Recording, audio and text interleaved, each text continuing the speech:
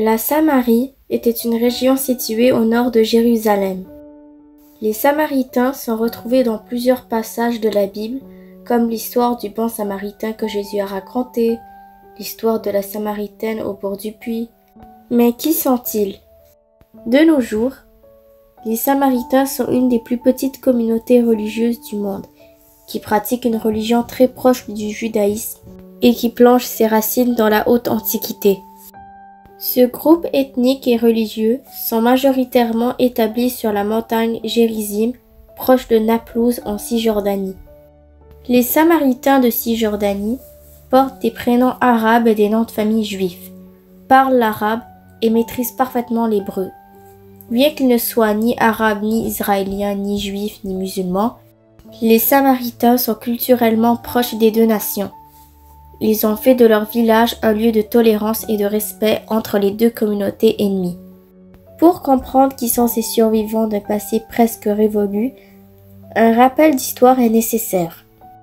D'après la Bible, les Samaritains sont les descendants d'une population amenée en Palestine par les rois d'Assyrie pour repeupler les territoires précédemment occupés par les 10 tribus d'Israël exilées en Assyrie.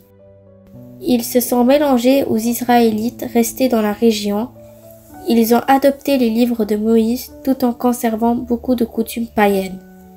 Les Samaritains, dont les ancêtres juifs s'étaient mélangés aux étrangers et avaient adopté leur religion, étaient considérés comme une race impure, et les Juifs les méprisaient pour plusieurs raisons. En voici 4. Les Juifs, après leur retour de Babylone, ont commencé à reconstruire leur temple. Pendant que Néhémie supervisait la construction des murailles de Jérusalem, les Samaritains se sont virulemment opposés à son entreprise. Les Samaritains ont construit leur propre temple sur le mont Garizim, qui avait selon eux été désigné par Moïse comme le lieu de culte de la nation. Samarie est devenue une ville de refuge pour les criminels de Judée. Les Samaritains ne reconnaissaient que les 5 livres de Moïse et rejetaient les prophètes de toutes les traditions juives.